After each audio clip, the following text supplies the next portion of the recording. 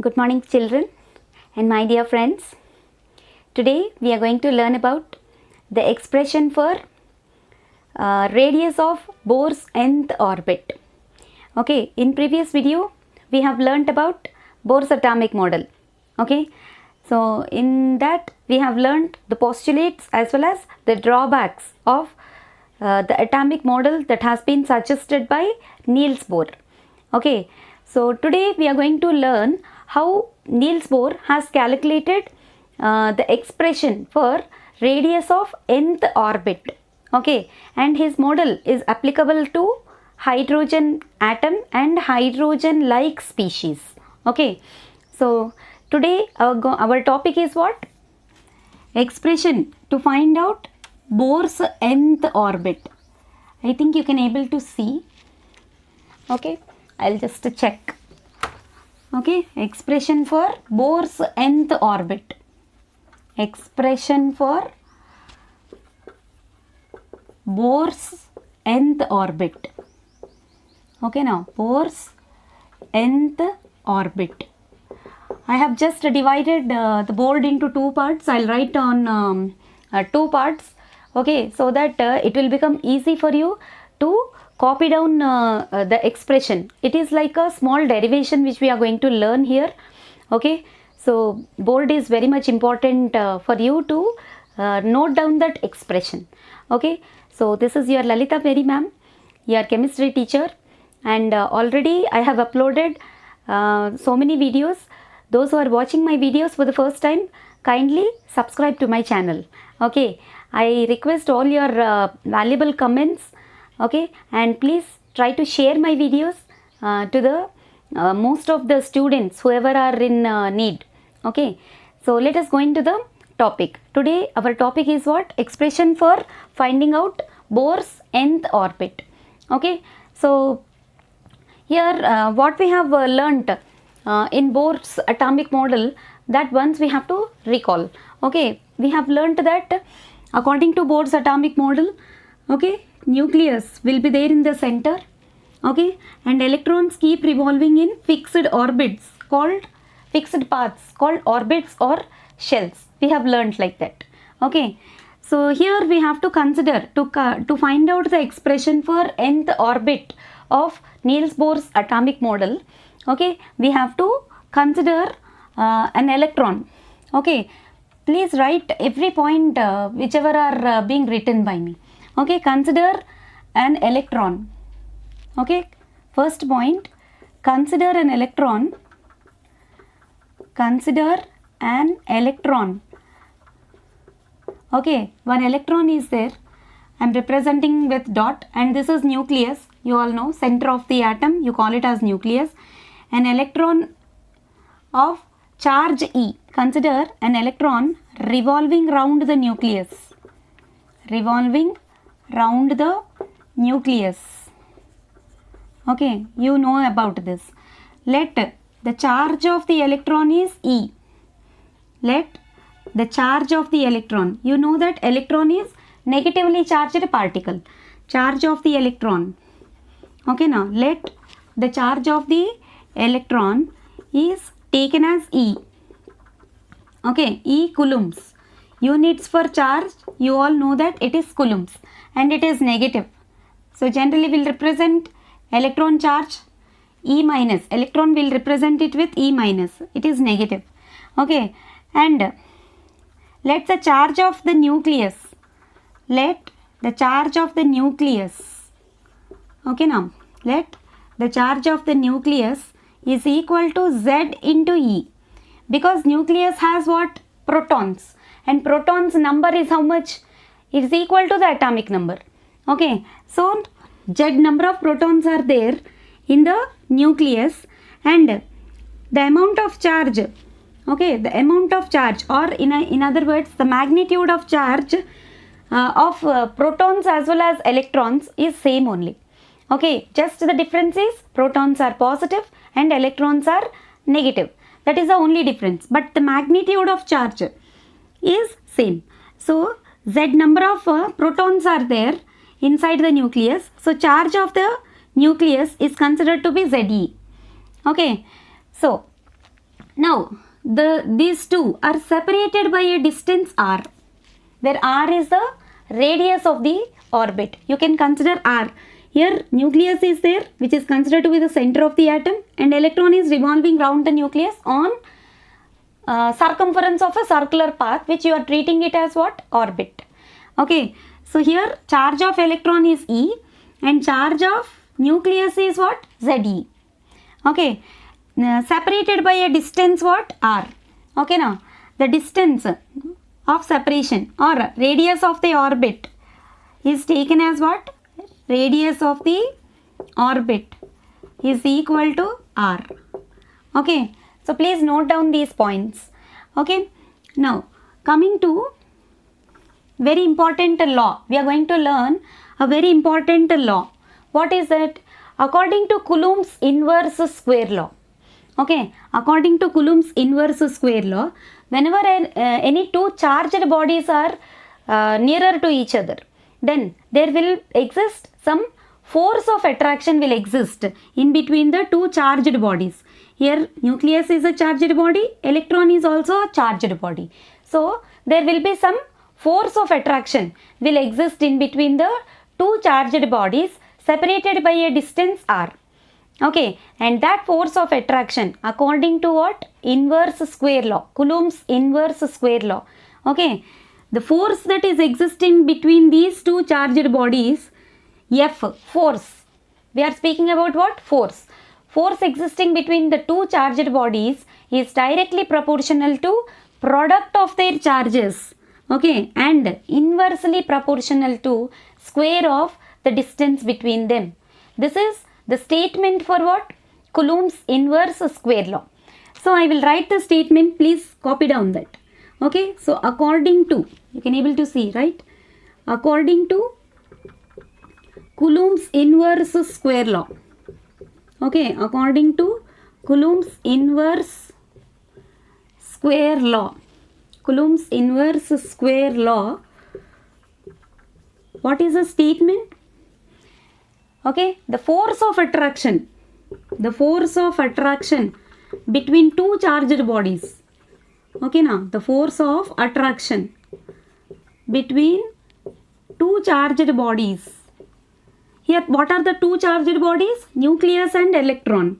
Nucleus is charged with charge Ze and electron is also charged particle with charge E. Okay, so the force of attraction between two charged bodies is directly proportional to, please write this statement. Why I am writing on the board? That will be very much useful to you. Okay, directly proportional to product of their charges. Product means what? Multiplication. Product of their charges. Okay, this is first part. And inversely proportional to, okay, now inversely proportional to, please write this. That's why I am writing. Even though while recording it may take time, but still statement is very much important. Based on that statement only, we are going to get the mathematical expression for radius of nth orbit of any atom. Of course, we speak about hydrogen and hydrogen-like species for Bohr's atomic model, because Bohr's atomic model is applicable only to single electronic species. Okay. Now coming to this, inversely proportional to what? Square of the distance between them. Square of the distance between them. Okay, this is the statement for what? Coulomb's inverse square law. Okay, so please try to understand the statement carefully. There is a force of attraction between nucleus and electron. Okay, and that force of attraction is directly proportional to product of their charges. Please understand the points carefully. And as soon as I write, you also please keep writing. If you write and practice, then only you can understand. And I need to rub the board because I need to write a long expression, a derivation for this. Okay, so I request all of you to please write along with me, or pause the video, or repeat once again and write the expression. Okay, So now we are going to represent this statement mathematically in what way? Okay, here I am rubbing, this side I am rubbing and writing the same, but mathematical expression for that I wrote in words. So mathematically how we are going to express this law? So the force of attraction I am taking to be as F. Okay, the force of attraction is taken as F. F is directly proportional to what? Product of their charges. Here what are the charges? Charge of electron. Okay, charge of nucleus is Ze and charge of electron is E. So product of these two. F, the force of attraction between nucleus and electron, is directly proportional to product of their charges and inversely proportional to square of the distance between them. Okay, now inversely proportional to square of the distance between them. Okay, that's why 1 by r square I wrote. So if you are going to combine these two, then what kind of expression you are going to get? Okay, F is directly proportional to Z into E. It becomes what? ZE square. ZE into E, which becomes what? ZE square. So F is directly proportional to Z into E square by R square. Okay. So F is directly proportional to ZE square by R square. Now this proportionality symbol, if you want to replace with equality symbol, you need to keep a constant K. Okay, now you need to keep a constant K. So I wrote K into ZE square by R square, where K is called what? Where K is called proportionality constant. Okay, now where K is called proportionality constant. Okay, proportionality constant. As this law is speaking about two charged bodies. Okay, this K is also treated as what? Permittivity constant. Please understand the points carefully. This K is also treated as what? Permittivity constant. Here generally to remove the proportionality symbol and to keep the equality symbol, we kept K here. So K is treated as what? Proportionality constant. But according to that law, K is treated as permittivity constant. Permittivity constant. Okay. Permittivity constant, and that K value is generally given by 1 by 4 pi epsilon naught. Okay. Please understand the point carefully. 1 by 4 pi epsilon naught, which is called as permittivity constant. Okay. So this value of K, actually in CGS units it becomes equal to 1. Please understand the point carefully. This value, K value, we will consider it to be 1 in CGS units. Okay, in CGS units. Okay, please understand the point carefully. Okay, and suppose if it is in any other system like MKS or in SI system, it will have 9 into 10 to the power of 9 Newton meter square per Coulomb square. K value is equals to 9 into 10 to the power of 9. Okay, Newton meter square per Coulomb square. Okay, units for charge. Okay, so this value you call it as K, and that K is termed as what? Permittivity constant. Okay, so this is actually we will treat it to be 1 only. Okay, if you take in CGS system, I said no, K value is considered to be 1 only. So if K is equal to 1, if K is equal to 1, what will be the F value? F is equal to ZE square by R square. Okay, F is equal to ZE square by R square. This is considered to be the first equation. Okay, now F is equal to what? ZE square by R square. Okay, so let us consider that to be the first equation, right? Okay, then we also know that there is a kind of centripetal and centrifugal force is existing on electron. Okay, so we know that the force exerted by the electron F is equal to what? Centripetal as well as centrifugal force. We know that force on electron, okay, F is equal to mv square by r. Okay, now mv square by r, where m is what? Mass of the electron, v is the velocity, tangential velocity with which electron is revolving round the nucleus, and r is the distance between nucleus and circumference of the orbit. Okay, please understand the point carefully. This is the force exerted by electron. Okay, the centripetal or centrifugal force. The centripetal force or centrifugal force. Okay, now centrifugal force. I think this is not visible. Okay, but still it is what? Centrifugal force. I think you can understand. Okay, where m is what? Here m is mass of electron. M is mass of electron. V is tangential velocity of electron. Tangential velocity. Okay, and r is what? Radius. Okay, now r is radius. Okay, so mv square by r. Let us consider this to be what? Equation 2. Let us consider that to be equation 2.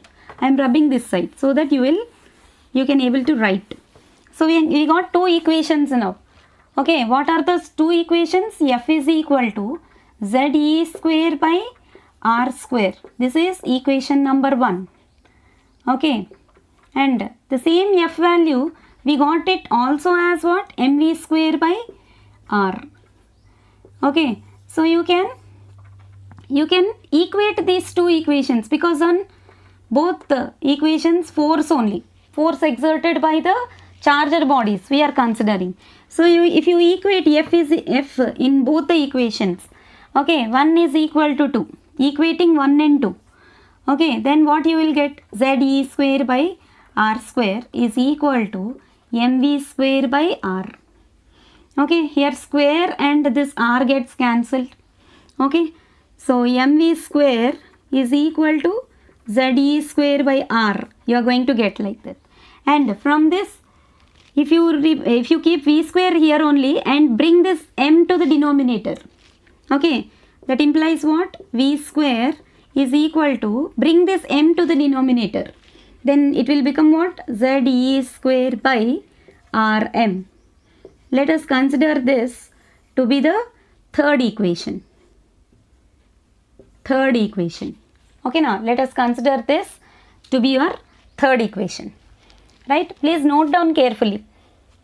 Right? Now, coming to postulates of Bohr. Okay, according to one of the postulates of Niels Bohr's atomic model. Okay, according to one of the postulates of Niels Bohr's atomic model, we have learnt Bohr's quantum condition. What is that? Did you remember? What is Bohr's quantum condition? mvr is equal to nh by 2 pi. Let us recall Bohr's quantum condition. Bohr's quantum condition. Okay, according to Bohr's quantum condition, recall that. What is it? What is Bohr's quantum condition? mvr is equal to nh by 2 pi. Angular momentum of the electron is equal to integral multiples of h by 2 pi. Isn't it or not? We have learnt that angular momentum of electron is equal to what? Integral multiples of h by 2 pi. Okay, so mvr is equal to nh by 2 pi, and from this if you want to find out v, okay, then bring this m and r to the denominator, nh by 2 pi mr. Okay, so v value you got like this, v value nh by 2 pi mr. Now squaring on both sides you do. Squaring on both sides. Squaring on both sides. What you will get? V square is equal to, we'll be getting v square is equal to n square h square by 4 pi square m square r square. Squaring on both sides. So v square is equal to n square h square by 2 square is 4 pi square m square r square. Okay, so now consider this to be your fourth equation. Consider this to be your fourth equation. Now compare third and fourth equations. In both the equations you got v square. Here one value you got. And in fourth equation also v square you got one value. So equating 3 and 4. Okay, now equating 3 and 4. What we will get? In both sides v square only are there. So that becomes equal to what? Z e square by Rm.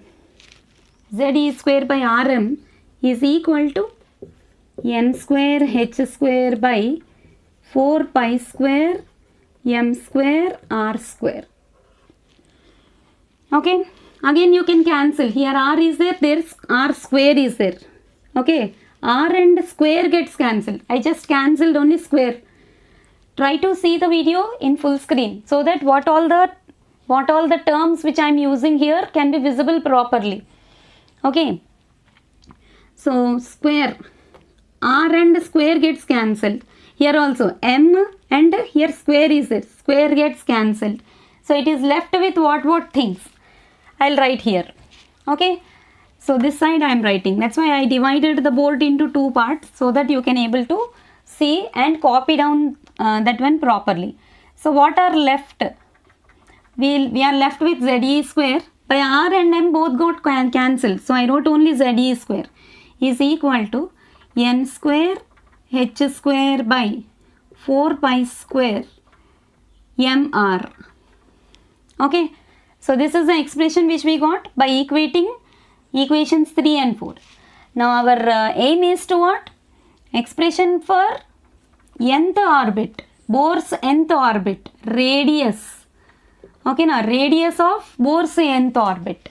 We want to find what? Radius. Okay, so ZE square by r square. Just you are cross multiplying.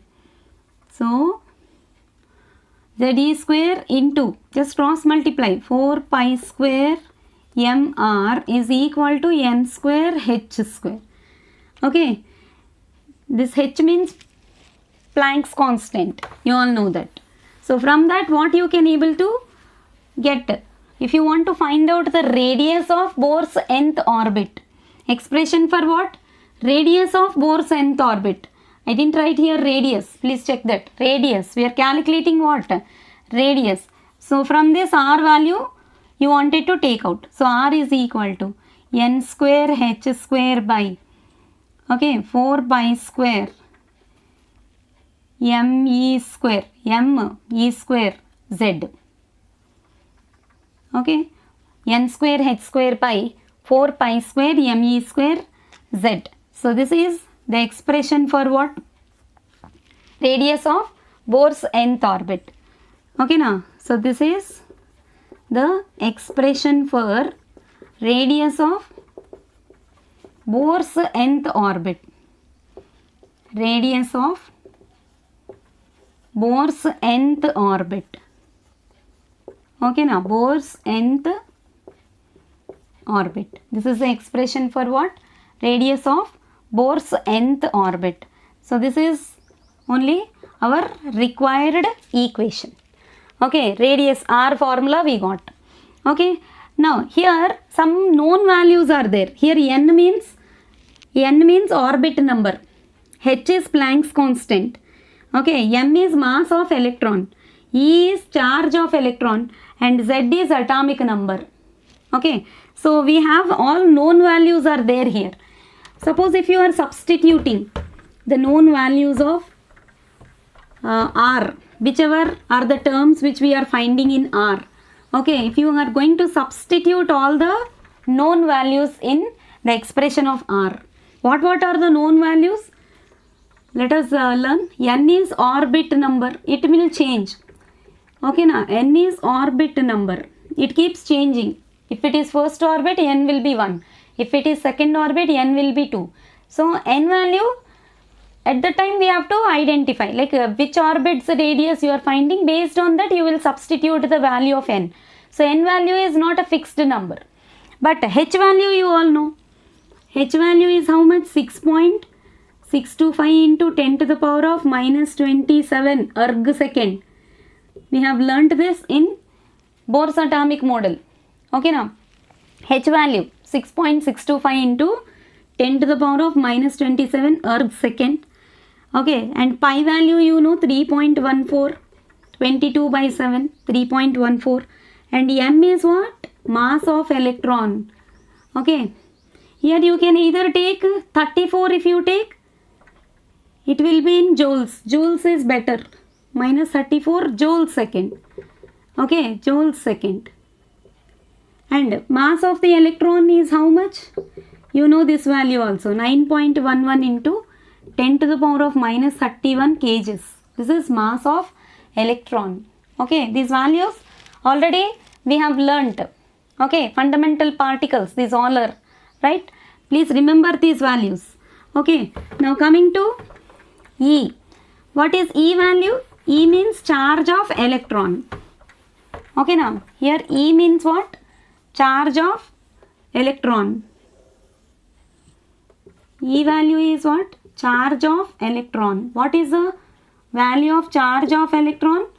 1.602 into 10 to the power of minus 19 coulombs. This value is also a fixed value. You know that. Okay, E value is how much? 1.602 into 10 to the power of minus 19 coulombs. And Z value also changes with the atom which you have taken. Z is what? Atomic number. If it is hydrogen, you will take it to be 1. If it is any other atom, depending on the atomic number of that atom, you will be taking that value. If it is lithium, you will take 3. If it is helium, you will take 2. Okay, Z means what? Nothing but atomic number. So, unknown values are these two. I mean, variables are N and Z. Remaining all are what? Constants only. Okay, Z is atomic number. Okay, Z is atomic number of the element which you have taken. So, these two values, let them be as it is. N and Z values will be, let them as it is. Now, substitute the remaining values. R is equal to N square into H square means this value 6.625 into 10 to the power of minus 34. Okay, by square. H square, no? So, you need to keep square. Okay, pi square means 4 as it is I wrote. Pi square is 3.14 whole square. Pi square. Then m value 9.11 into 10 to the power of minus 31. Okay, then E square value 1.602 into 10 to the power of minus 19 square. Okay, into Z value as it is I am writing. Z value as it is I am writing. So, if you calculate all these values, I am not asking you to calculate the value. If you calculate the value of R by substituting all these values, what is the value you are getting? R is equal to, okay, 0.529 into this all value if you just calculate. Okay, now this full value if you are going to calculate, you are going to get 0.529 and n square value as it is I am writing and down Z value as it is I am writing. So, radius of the nth orbit is given by the formula what? 0.529 into n square by Z. This is the actual formula for calculating the radius of the orbit. Actual formula. Okay, this is the actual formula for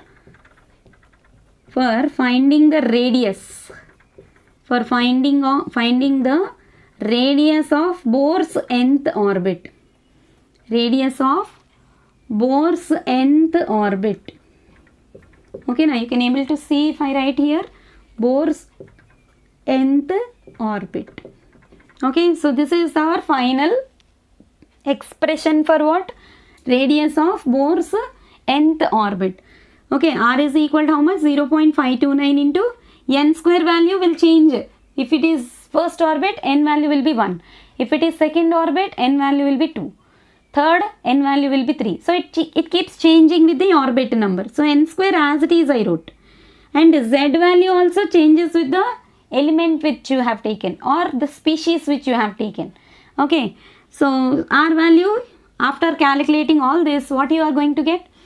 0.529 into n square by z.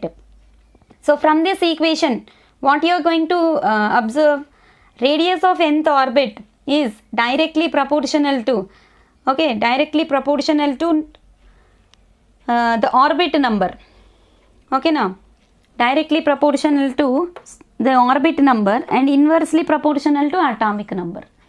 Okay, now inversely proportional to atomic number. Okay, so this is the formula. You can even write r is directly proportional to, I'll write here so that I, without rubbing the bold, I can be. R is directly proportional to n square and r is inversely proportional to z. So r is equals to, so the 0.529 into, that value becomes a constant value.